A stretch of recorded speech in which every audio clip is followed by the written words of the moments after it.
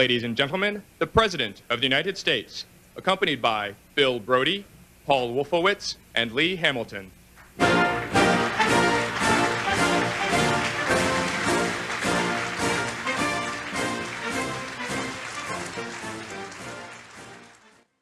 For a long time now, the United States has debated its relationship with China. Through all the changes, particularly of the last century, and like all human beings everywhere, we see this relationship through the prism of our own experience. In the early 1900s, most Americans saw China either through the eyes of traders seeking new markets or missionaries seeking new converts. During World War II, China was our ally. During the Korean War, our adversary. At the dawn of the Cold War, when I was a young boy beginning to study such things, it was a cudgel and a political battle. Who lost China? Later, it was a counterweight to the Soviet Union. And now, in some people's eyes, it's a caricature. Will it be the next great capitalist tiger with the biggest market in the world, or the world's last great communist dragon and a threat to stability in Asia? Through all the changes in China and the changes in our perceptions of China, there has been one constant.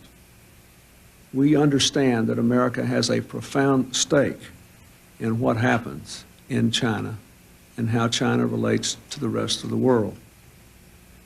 That's why for 30 years, every president, without regard to party, has worked for a China that contributes to the stability of Asia, that is open to the world, that upholds the rule of law at home and abroad.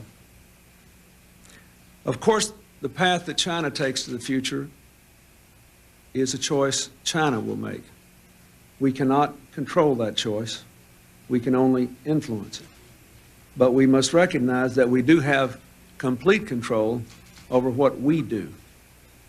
We can work to pull China in the right direction, or we can turn our backs and almost certainly push it in the wrong direction. The WTO Agreement will move China in the right direction. It will advance the goals America has worked for in China for the past 3 decades. And of course, it will advance our own economic interests. Economically, this agreement is the equivalent of a one-way street. It requires China to open its markets with 1/5 of the world's population, potentially the biggest markets in the world, to both our products and services in unprecedented new ways. All we do is to agree to maintain the present access which China enjoys. Chinese tariffs from telecommunications products to automobiles to agriculture will fall by half or more over just 5 years. For the first time, our companies will be able to sell and distribute products in China made by workers here in America, without being forced to relocate manufacturing to China, sell through the Chinese government, or transfer valuable technology. For the first time, we'll be able to export products without exporting jobs. Meanwhile, we'll get valuable new safeguards against any surges of imports from China. But most of the critics of the China-WTO agreement do not seriously question its economic benefits. They're more likely to say things like this: China is a growing threat to Taiwan and its neighbors. We shouldn't strengthen it. Or China violates labor rights and human rights. We shouldn't reward it. Or China is a dangerous proliferator. We shouldn't empower it. These concerns are valid, but the conclusion of those who raise them as an argument against China-WTO isn't. China is a one-party state that does not tolerate opposition. It does deny its citizens fundamental rights of free speech and religious expression. It does define its interests in the world, and sometimes in ways that are dramatically at odds from our own. But the question is not whether we approve or disapprove of China's practices. The question is, what's the smartest thing to do to improve these practices? I believe the choice between economic rights and human rights, between economic security and national security, is a false one. Membership in the WTO, of course, will not create a free society in China overnight. or guarantee that China will play by global rules. But over time, I believe it will move China faster and further in the right direction. Under this agreement, some of China's most important decisions for the first time will be subject to the review of international bodies, with rules and binding dispute settlements. Now, opponents say this doesn't matter. China will just break its promises. Now, part 6 in our series on the Chinese economy. Tonight, a key area of conflict between China and the United States, intellectual piracy. Again, NewsHour economics correspondent Paul Salmon of WGBH Boston reports. Piracy of intellectual property is everywhere in China. Some logos, like the Lacoste alligator, even come in multiple knockoffs. And on the street, the pirates come to you, selling the hottest DVDs, for instance, at $1 to $2 each. Bootleg designer watches at an even greater discount. Rolex? Yeah. How much are those? The answer, $12 a piece. Not a bad starting price for an item that retails for thousands. So maybe these weren't actual Rolexes, any more than these were the real McCoys. These copyrighted originals, this authentication of a designer wallet, authentic. As former Wall Street Journal Beijing bureau chief James McGregor puts it, you can buy Callaway golf clubs here for the prices of hors d'oeuvres. I mean, come on, I can walk you down the street to 5 places to buy fake Callaways that are just like real, or to buy DVDs and movies or any product. But so what? Why are intellectual property rights, IPR, such a bone of contention between the first world and China? Well, for starters, Chinese fakes cost Western companies billions of dollars a year in lost revenue, and aren't just peddled on the streets of Beijing, but just about everywhere, including the sidewalks of New York. That's the original watch for the Navy SEALs of Italy, and it goes for around $7,000. Many of the fakes here, says ex-New York cop Andrew Oberfeld, now a private investigator, are made in China. So they're especially easy to find in New York's Chinatown.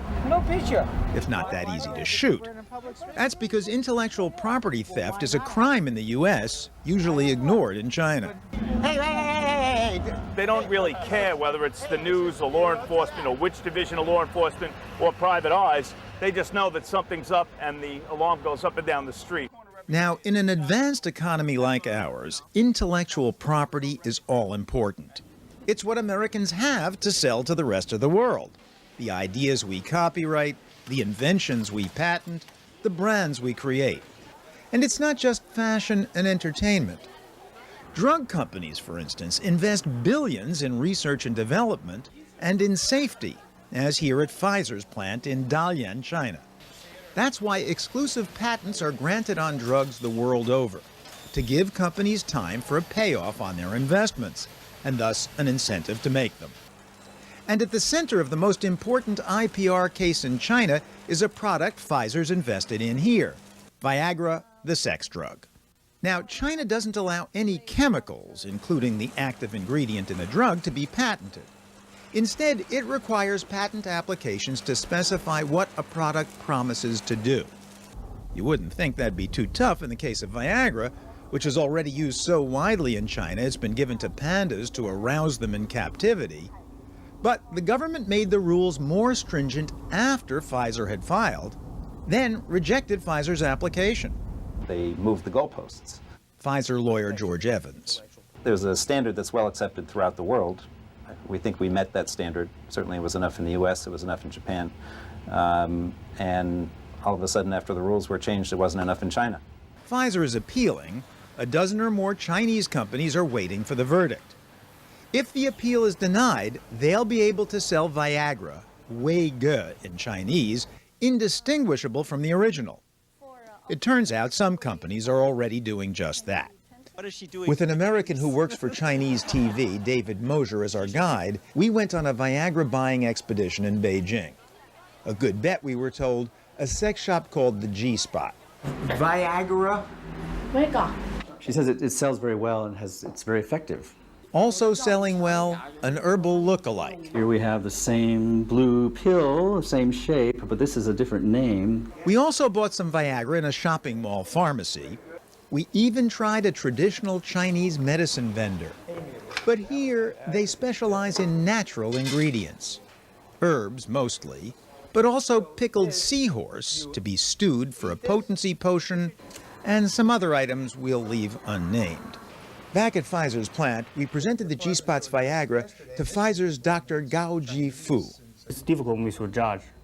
And we in Pfizer, we have a group we call Global Security. And what about the very Viagra-looking herbal knockoffs? You see that it consists of 5 major Chinese medicines. The herbs and also, some animal organs. Some animal organs? Animal organs and herbs. The same ingredients, it so happens, that we got at the traditional Chinese medicine establishment, which Dr. Gao himself, as it happens, actually prefers. Because this is cure you from beat your body stronger, and not just for one function. Viagra is even a little more complicated because the Chinese think that that line of business is theirs. I mean, the Chinese have been studying the ultimate aphrodisiac for 2,000 years. They've been eating deer horn and beetle feet. So when Viagra came in here, they kind of said, hey, this is our line of work. If the Chinese don't genuflect to Western medicine, you can see why they might not fully buy the concept of intellectual property. All private property was banned in China for decades under communism. For centuries before that, all ideas were owned by the state. And China came up with so many of the world's great inventions without the help of patent protection at all. The compass tell the direction of south and north. The compass, yeah. Compass. Richard Cheng runs the country's biggest microchip firm. Gunpowder. Gunpowder, yeah. And even the way of making papers. And also China invented the textile industry like silk, this kind of thing.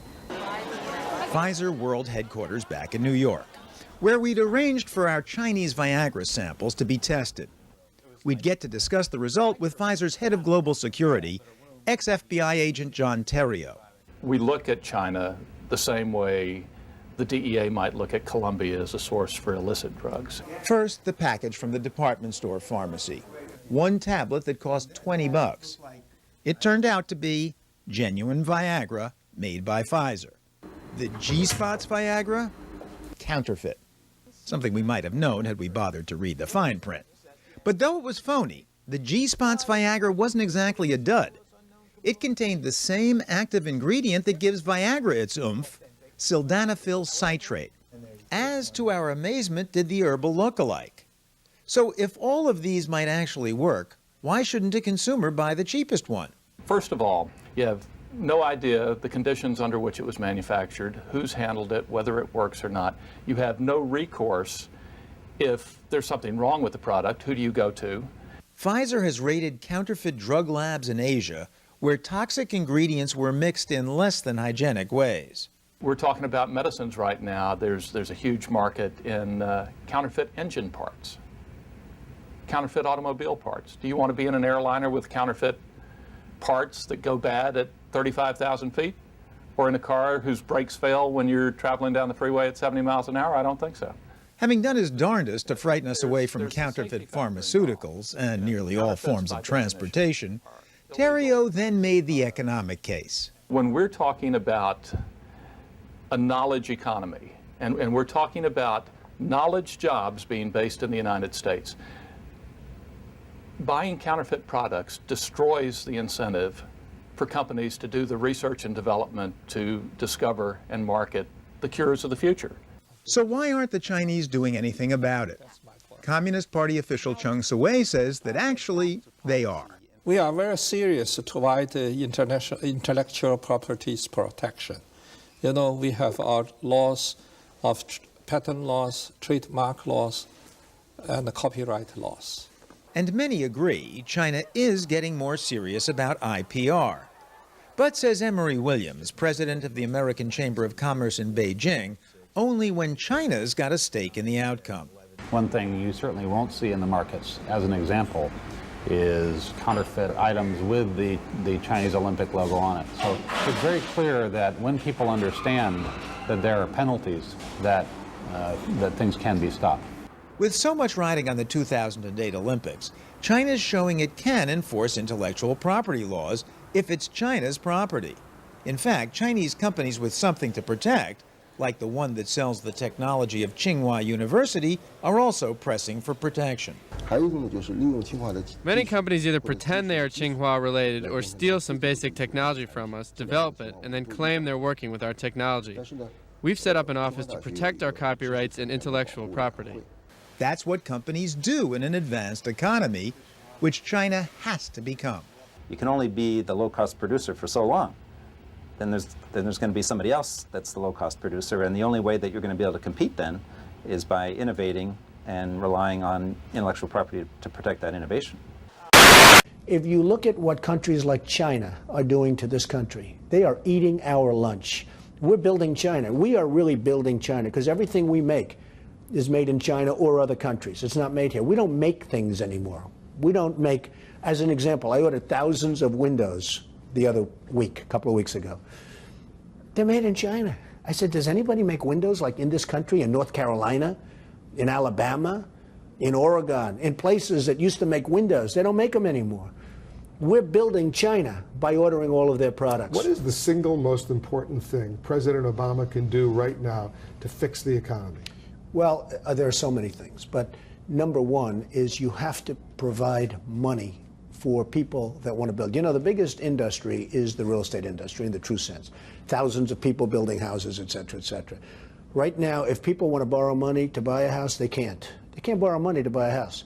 And it's an anomaly because if I want to borrow money and I have a good asset, you can borrow it at 2%. So you would think if you can't borrow money, you'd be paying 17 or 18%. So what can President Obama do?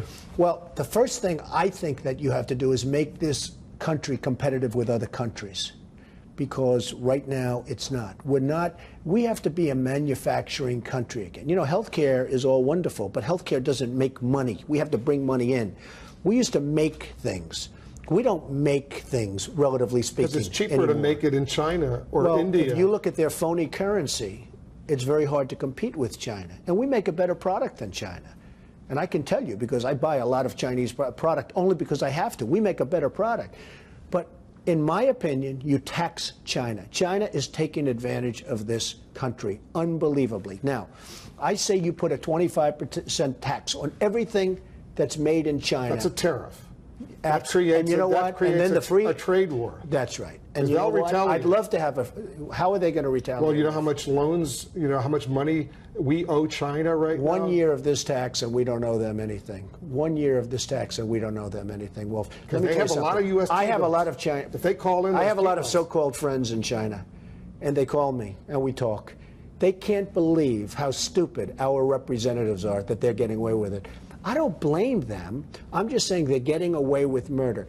They are selling us product with a very low currency, and they are getting away with murder. And they can't believe they're getting away with this murder. Who is stupid? Who in this name names? Well, you have to start by saying the person that appoints the people. Now, who appoints the people? The president. The president appoints the people. When I negotiate with China, I want our business leaders, our best business leaders, to negotiate with China. I don't want a diplomat that wants to keep everybody happy negotiating with these people. They have their smartest and their best negotiating. We don't. We have some diplomat that doesn't know the first thing about business. What about the Treasury Secretary, Timothy Geithner? I think he's torn. I think he's torn between politics and business. I think he knows what to do, but I think he's afraid to do it. And he's got his own problems. And now you see Summers is out. He's gone. It'll be very interesting to see who gets appointed. But here's the, you're asking what to do. We have a huge trade imbalance with many countries. But if you use China as an example, they're eating our lunch. When people talk about free trade, like you just say, oh, that's tariff, well, I don't mind a tariff on a country that's got billions and billions of dollars of surplus. We are rebuilding China. We're rebuilding China because we order so much. We're so big. We're ordering so much product from them. But I'm wondering what the Chinese must be saying, even privately, to American politicians who worry that they might pull out their support of buying T-bills and treasuries and the stuff that finances our debt. Already now, China's been retrenching a little bit. I think Japan is the country that now owns most of this stuff. So maybe they're threatening to make good on that. Neil, we have all the power. Because if we ever say we're going to tax you 50% for all of the things that you sell to this country, you could pay off your treasury bills in a short period of time. And by the way, guess what would happen? People would start making things in North Carolina and Alabama and Illinois and lots of other places where they're all unemployed. So we have all the power. And the day that happens, the Chinese stop working and we put our people to work. It's crazy. I mean, between OPEC and China, this country can never be great again because OPEC just keeps lifting the price of oil as we get better. And then ultimately, because I have a theory that OPEC really caused a lot of the problem that we had a year and a half ago because the oil price went to $150.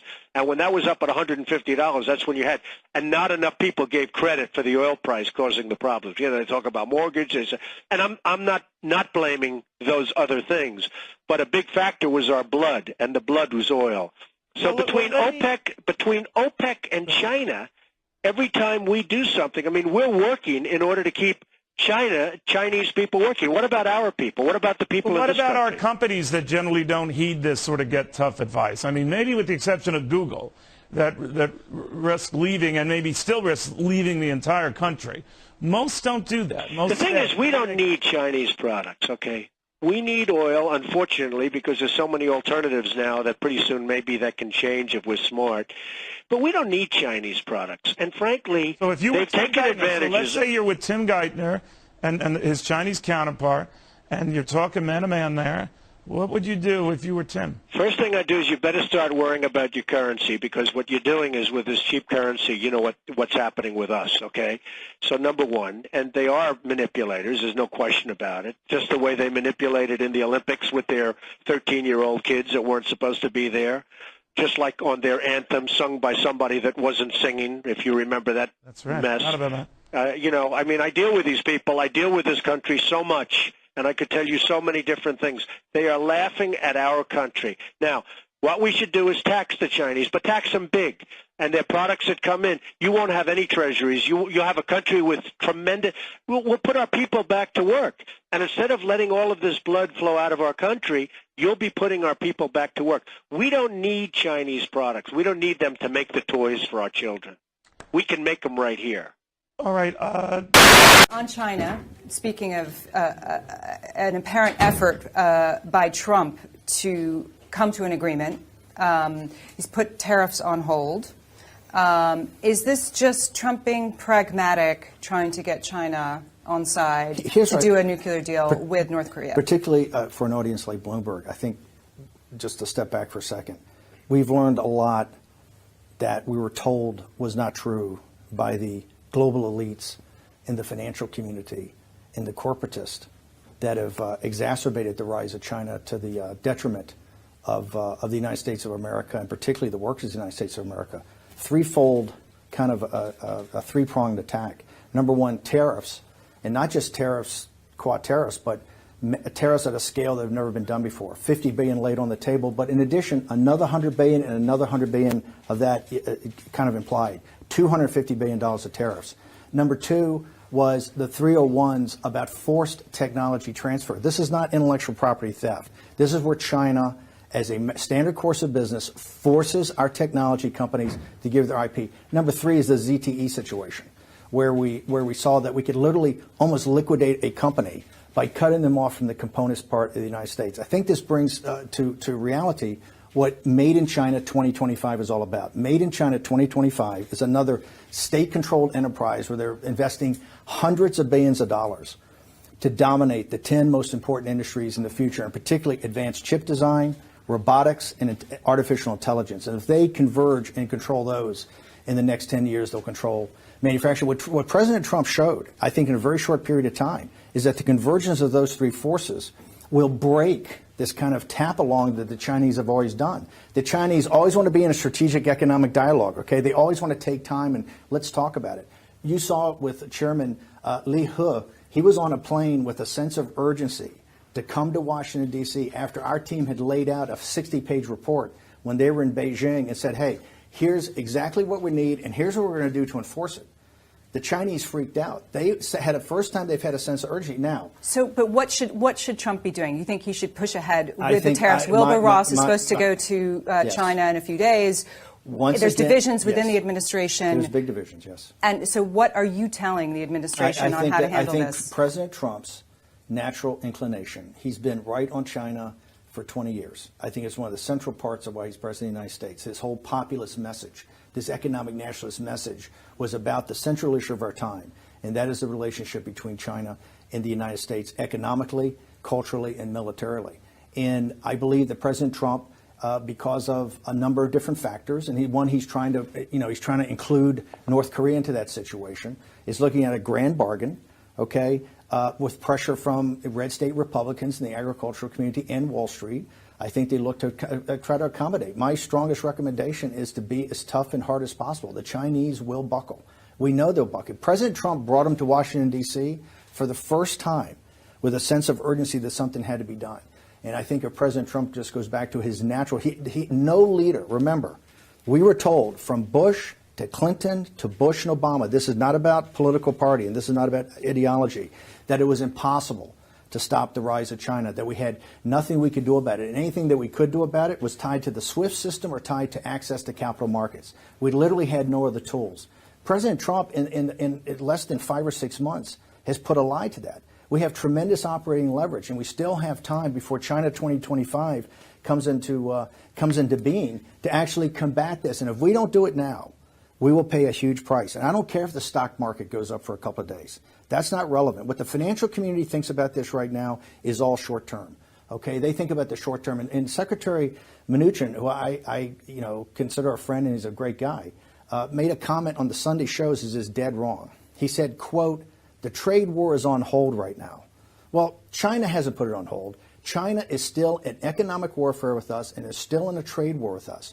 We have unilaterally put it on hold. But I think as President Trump works through this with his advisors, Wilbur Ross and Mnuchin, Peter Navarro, and particularly Lighthizer, and what Lighthizer said on Sunday is extraordinary to me, that a U.S. trade rep came out and put a press release out on Sunday that said, hey, with all this talk you're hearing about that we're going to try to have some kind of deal or some rapprochement, remember, the forced technology transfer of our intellectual property from our tech community is the #1 central issue of where they're stealing our innovation.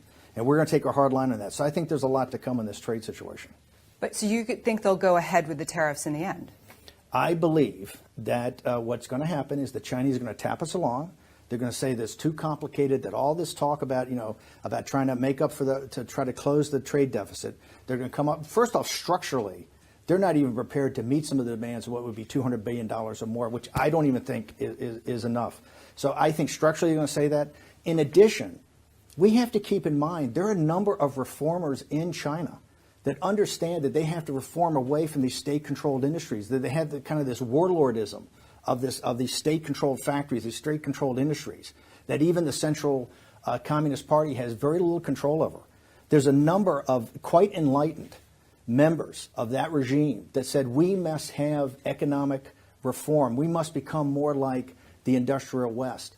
And they need these tariffs. They need these sanctions. They need the 301s forced upon them to actually have the power internally to make those types of changes. So don't think this is just a zero-sum game. The complexity of the Chinese situation is quite complex. I think we help.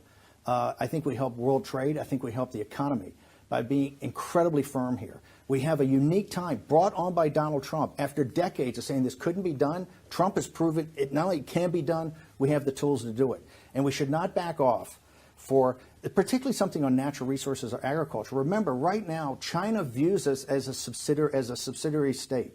They view us as a tributary state. They view us as Jamestown to their Great Britain. They look at us as a natural resource thing. So anything we would do on natural resources, which would be fine in the short term, would be to our long-term detriment. So will Wilbur Ross, will he fail when he goes to China? I don't know if he'll fail, but I think you're seeing even in the ZTE conversation that just came up today, it's breaking news on both Bloomberg and Wall Street Journal that there's some sort of a framework for a deal there. It's the details that really see if you can pull this together. I think Secretary Ross is going to go. I would not advocate sending him over, but he's going to go and try to work through some of the details of this.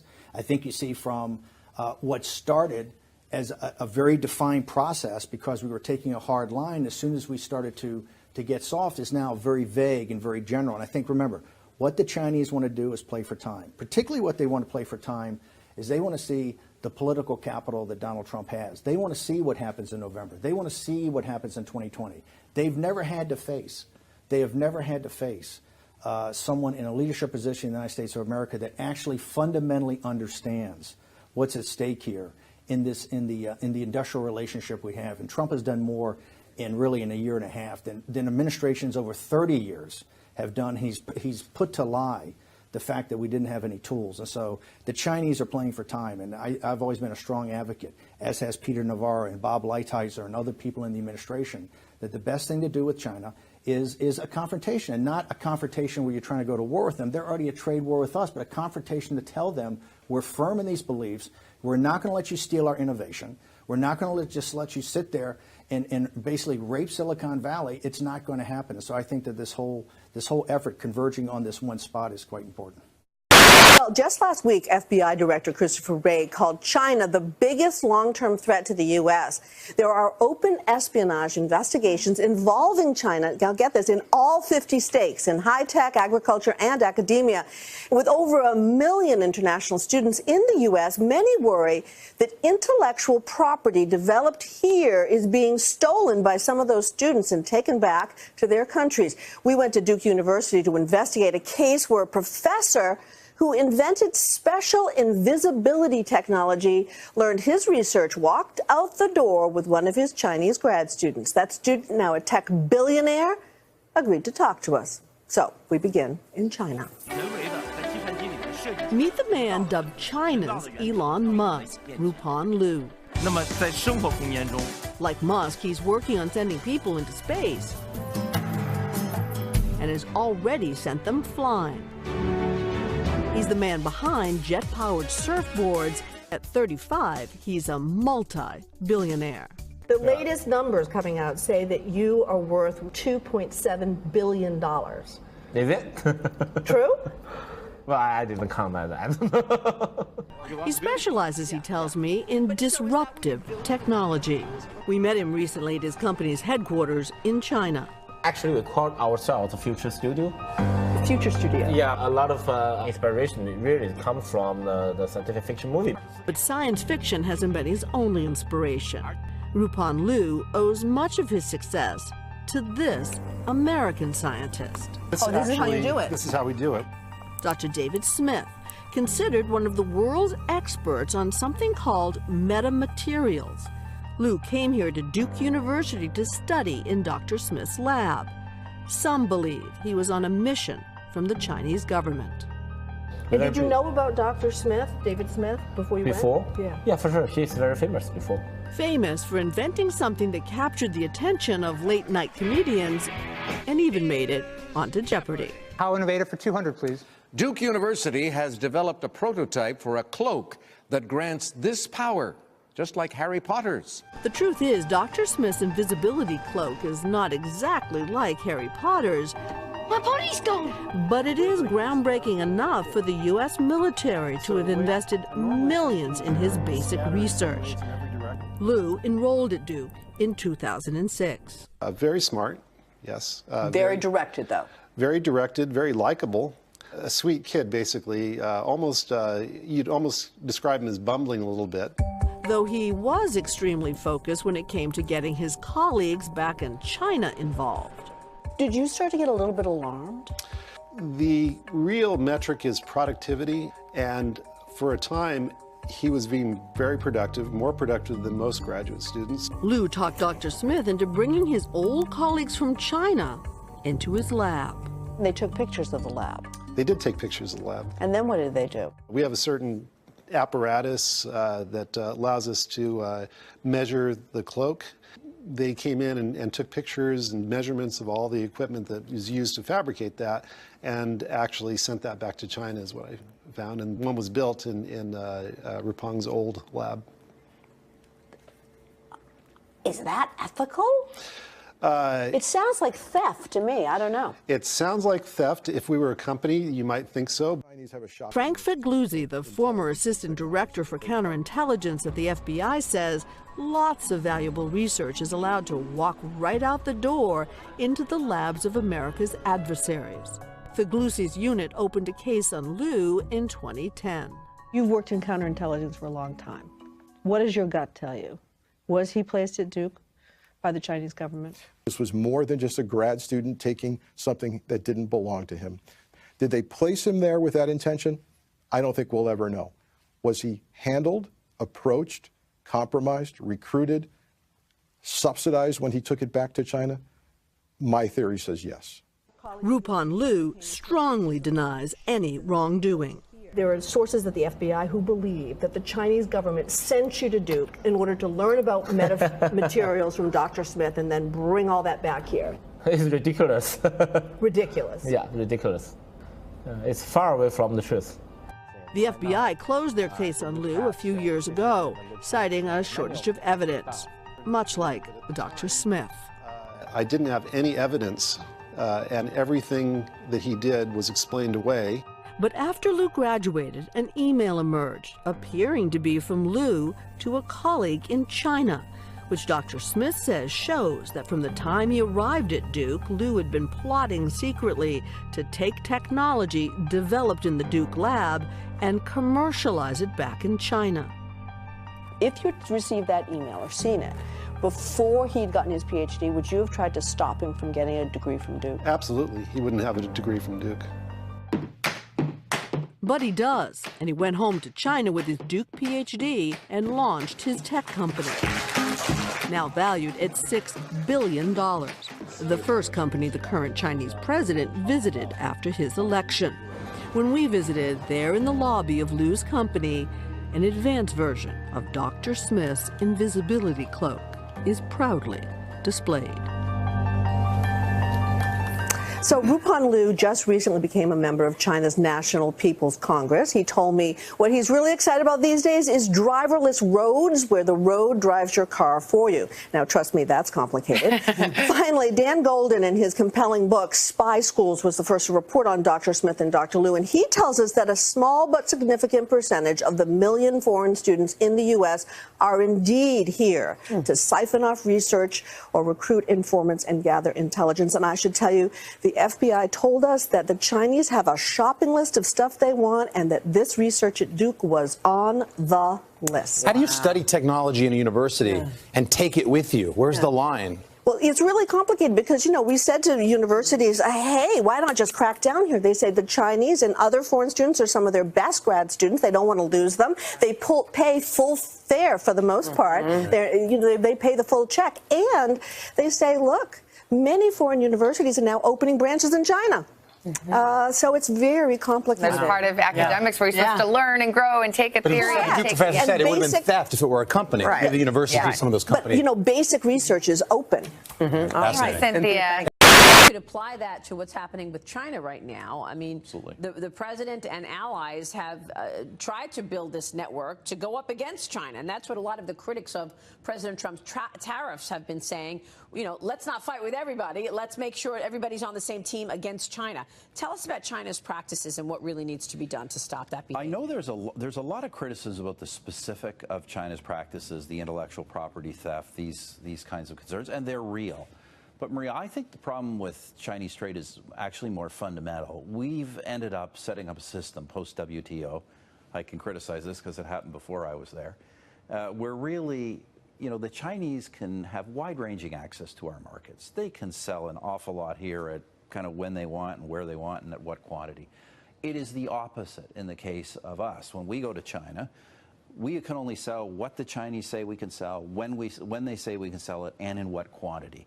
So the market access is radically different, and you're seeing that reflected in these trade statistics. Not, you know, you would expect a poor country like China to have a trade surplus with the United States and Canada, but these are surpluses that just keep growing as China's wealth is growing, and it's due to unequal market access. And I believe if you look particularly at your country, United States, you know, you have a situation where you have a country that is potentially larger and a geopolitical rival having unequal access to the United States market. I think this is a very serious economic and political problem. And while I can disagree with, you know, we can debate some of Trump's tactics, the fact that he is willing to address this, I think, is very important. Yeah, I think you make a really important point in terms of market access. Now, the Chinese have said, okay, in 5 years, you will be able to own outright a company that is Chinese in 5 years in the auto sector, or in the banking sector, rather.